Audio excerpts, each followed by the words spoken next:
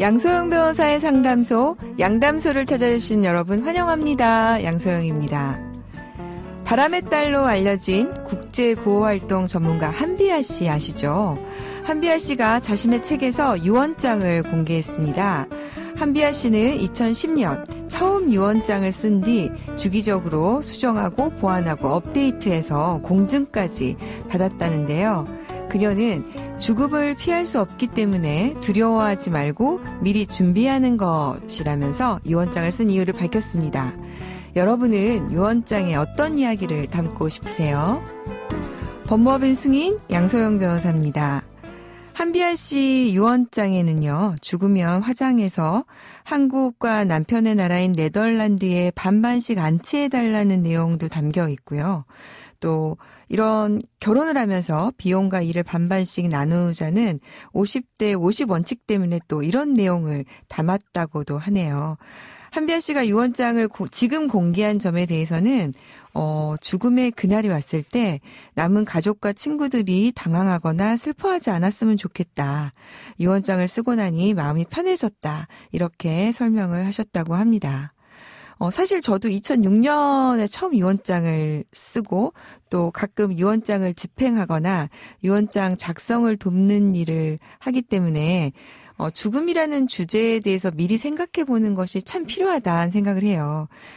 그걸 해보는 경험을 통해서 저도 지금의 삶을 다시 바라보는 경험을 많이 이렇게 새롭게 해봤거든요. 그래서 여러분들에게도 한비아 씨 못지않게 저도 강력하게 한번 유언에 대해서 생각해 보는 시간을 가졌으면 좋겠다 추천을 좀 해드립니다. 물론 지금 화장 방법이나 이런 부분은요, 법적인 효력은 없습니다. 그렇지만 이런 부분이 법적인 효력은 없더라도 어쨌든 돌아가시는 분의 뜻이 담아있고 또 남아있는 사람이 그 뜻을 존중해 준다면 그런 부분들은 또 의미가 있겠죠. 이런 것들은 이제 유지라고 하기도 하는데요. 법적인 효력이 어떤 부분은 있고 어떤 부분은 없는지 또 이런 것도 한 번씩 변호사하고 상담도 받아보시고 나는 어떤 것들을 남기고 하는 게 좋을까 생각해 보시면 좋을 것 같아요. 법적인 효력을 갖는 유언은 5가지가 있습니다. 한비아 씨는 그중에서 공정증서 유언을 하신 것 같아요. 이 경우에는 이제 유언자가 증인 2명을 대동하고 공증 사무실 이렇게 지나가시다 보면 공증하고 크게 써놓은 데 있습니다. 거기 가셔서 공증인 면전에서 유언의 취지를 이제 구술을 하고 공증인이 이걸 낭독해주면 유언자 증인이 그거 맞다 이렇게 확인을 하고 사인을 하고 그렇게 하면은 그 밑에 이제 마지막 서명 또는 기명 날인을 함으로써 완성이 좀 됩니다. 물론 비용이 좀 들죠. 공증 비용이 들기는 하지만 아무래도 이제 공증인이 이렇게 이제 여기 유언 작성에 관여를 하다 보니까 그 효력면에 있어서는 다툼의 여지가 없기 때문에 많은 분들이 또 선호하시는 방법이기도 합니다. 자, 이렇게 양담소에서 함께 나눠볼 법률 궁금증이 있으시다면 YTN 라디오 양소영 변호사의 상담소 홈페이지에 남겨주시면 됩니다. 화나고 답답하고 억울한 당신의 법률 고민 함께 풀어볼게요. 오늘은 강효원 변호사님과 함께 하겠습니다. 변호사님 안녕하세요. 안녕하세요. 네. 이제 3번째시라고요, 벌써? 네. 네, 이제 우리 양담소의 달인이 되셨어요. 앞서 유언장 얘기를 좀 나눠봤는데요. 유언장을 준비할 때 꼭 기억해야 할 것이 있을까요? 아까 말씀하신 공정증서 유언과 관련해서 유언 취지를 유언자가 직접 말로 진술을 해야 되는 걸 좀 아셨으면 좋겠습니다. 네. 판례 중에 공증인이 대신에 유언 취지를 무슨 재산을 누구에게 주는 것이 맞습니까? 이렇게 질문을 하고 유언자가 그렇다. 아니면 네. 고개만 끄덕 이런 경우가 있었는데 이때는 유효한 유언이 아니라고 본 판례가 있습니다. 네, 그러니까 진정하게 의사가 구술이 된 것이 아니다. 네. 이렇게 봤나 보네요. 네. 네. 그래서 이 부분은 정말 주의를 꼭 하셨으면 좋겠습니다. 오늘은 양담소 또 홈페이지에 도착한 사연이 있어서 이거 가지고 우리 강효원 변호사님과 얘기 나눠보도록 하겠습니다. 상속과 관련된 사연입니다. 30년 전 시골 종갓집으로 시집을 갔습니다. 시댁은 식품 제조업을 했는데요. 저는 집안일도 하고 공장일도 도와야 했습니다. 하지만 모든 수입은 시부모님이 관리를 하셨고 월급 같은 건 없었습니다. 그렇게 사는 동안 시아버님께서 저에게 사는 동안 수입은 다 우리 거라고 하셨고 그 기간 동안 농장으로 산 4,000평 땅을 사들였습니다. 명의는 아버님 명의로 했고요. 그 후 우리는 분가를 했고 뒷날 갑자기 쓰러진 아버님은 한 달 만에 돌아가셨습니다. 이후 큰 시숙네가 본가로 들어가 사업체의 소소한 주변 땅을 다 이전해 갖고 남은 게 슈퍼 등등 농장 몇 평 이렇게 있습니다. 저는 이 농장을 찾고 싶습니다. 시댁에서 슈퍼는 시집간 신우목으로 챙겨뒀다고 하고 농장은 제사 지낼 장손을 주자면서 둘째 시숙이 앞장서서 남편에게 인감을 찍으라는 겁니다. 이런 상황에서 저희가 농장 명의를 가져올 수 있을지 또 상속으로 나눈다면 제가 살던 시기에 땅을 샀다는 증명으로 이렇게 통해서 더 지분을 가져올 수 있는지 알고 싶습니다. 결혼 후에 오랜 기간 시댁의 집안일이며 공장일을 도맡아 하신 걸로 보이네요. 이럴 경우에 자 이렇게 내가 농장을 가지고 싶다 이렇게 특정해서 받을 수 있습니까? 일단 합의가 되면 네. 가장 좋죠. 근데 합의가 되지 않는다면 기여분 결정 및 상속재산 분할 협의 심판 청구를 통해서 좀 정하셔야 될 것 같습니다. 네.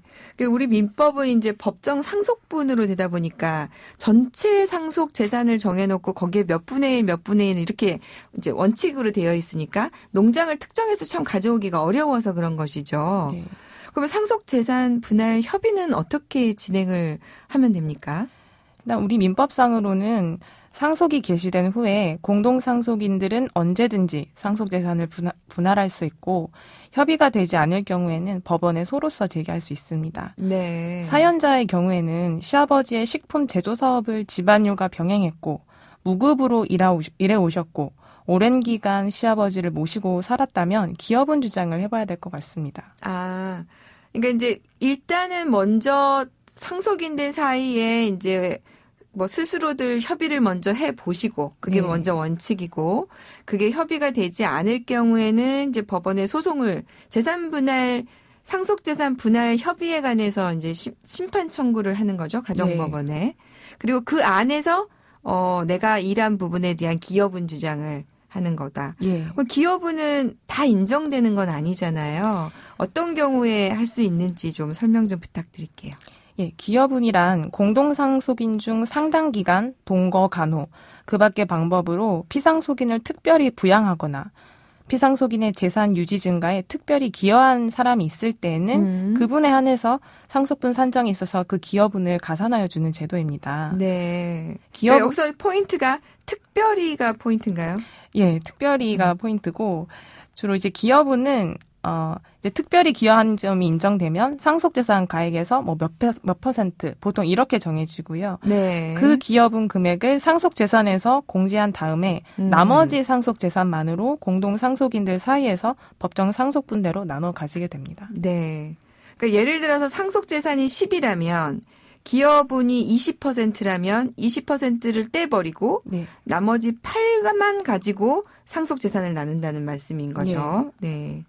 사연 주신 분 같은 경우에 이럴 경우에는 기여분이 인정될 수 있을까요? 보면 사연자분과 남편분이 시부모님의 사업을 같이 하셨지 않습니까? 네. 사업을 같이 도운 기간과 사업 소득으로 취득한 농장 땅을 어떻게 유지 관리를 하셨는지 또 사연자 부부가 시부모님에게 매월 뭐 부양료를 드렸는지 아니면 시아버지를 어느 기간 동안 모시고 사셨는지 기간도 중요할 것 같습니다. 예, 네. 그리고 몇 년 동안 제사를 주재하셨는지 등등이 얼마나 입증되는지에 따라서 기여분이 달라질 것입니다. 네. 기여분이 많이 인정될수록 이제 나중에 상속재산을 분할하는 방법을 논의를 하셔야 되는데 그때 지분이 많을수록 사연자분이 원하시는 그 농장을 가져오시는데 주장하기에 굉장히 용이할 것 같습니다. 네.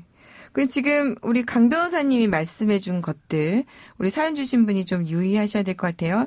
사업을 도운 기간, 어떻게 내가 유지 관리를 했는지, 부양료나 이렇게 경제적인 부분은 어떻게 했는지, 어느 정도 기간을 모시고 살았는지, 이런 것들에 관한 입증 자료가 있는지를 좀 챙겨보셔야 그것에 대해서 법원이 기여분을 인정해 줄 수 있다는 거니까요. 그걸 좀 한번 챙겨보셨으면 좋겠습니다. 그러면 이런 게 있을 경우에 이제 법원의 판단이 중요한데요. 요새 조금씩 추세가 달라지고 있다고요? 예, 법원은 기본적으로 피상속인을 특별히 부양하였다거나 피상속인의 상속재산 유지 증가에 특별히 기여하였다는 사실이 인정되는지를 기준으로 하고 있습니다. 그런데 이 특별히 기여하였는지에 대해서는 시대에 따라 좀 달라지는데 네. 예전에 법원은 자녀가 부모를 모시고 살았더라도 이것은 자녀로서 당연히 해야 되는 부양 의무다라고 보아서 특별한 기여라고 잘 인정해주지 않았습니다. 예를 들면 아버지를 모시고 매주 병원 진료 때 모시고 다니며 간병한 경우, 생활이 어려운 아버지에게 매달 30만 원씩 생활비를 드리고 가전제품을 구입해준 경우, 또는 피상속인의 질병을 치료하는데 치료비를 부담한 경우, 이런 것만으로는 부자지간에 당연히 해야 되는 부양 의무라고 보았습니다. 네. 그 옛날에는 그랬는데 지금은 이제 조금 달라지고 있다는 말씀인가요? 네. 요즘에는 부모와 같이 사는 자녀가 워낙 적고 고령사회로 접어들다 보니 이 특별한 기여의 기준이 완화되었습니다. 네. 예를 들면 형제 중 유일하게 생활비와 병원비를 보탠 경우, 여기가 포인트가 유일하게겠군요. 예. 네. 또는 아버지를 모시고 생활하면서 제사를 드린 경우, 또 주말과 휴일에 찾아서 부모님 생활을 돌본 경우, 또는 부모의 치료비와 약값을 부담한 경우, 남편과의 사이에 세 자녀를 낳아 기르고 농산일을 도왔던 경우, 이런 경우가 다 특별한 기여로 인정이 되었고요. 네. 사안에 따라서는 적게는 25%에서 많게는 100%까지 인정되었습니다. 기여분이 많게 인정이 되면 100% 인정되는 경우도 있군요. 예, 경우에 따라서는 그렇습니다. 네. 그러니까 자녀가 이렇게 경제적인 비용까지 특히 부모님의 치료비나 약값을 부담했을 뿐만 아니라 뭐 생활비나 이런 부분까지 많이 다 부담을 했다면 남아있는 재산이 사실은 거의 자녀가 다 된 거나 다름없다면 기여분이 실제로 100%까지도 인정될 수도 있다. 이런 네. 말씀이네요. 네. 네. 좀 씁쓸한 얘기긴 하지만 자녀들이 아무래도 이제 부모님을 돕고 부양하는 것이 요새는 이제 드문 일이다 보니까 오히려 이제 기여분 인정이 더 많아지고 있는 추세다라는 말씀 주셨습니다. 오늘 강혜원 변호사님 도움 말씀 감사드리고요. 다음에도 또 잘 부탁드릴게요. 감사합니다. 양소영 변호사의 상담소 양담소는 내일 다시 문을 엽니다. 끝곡 스노우 패트롤의 Chasing Cars 들려드릴게요. 지금까지 양소영이었습니다.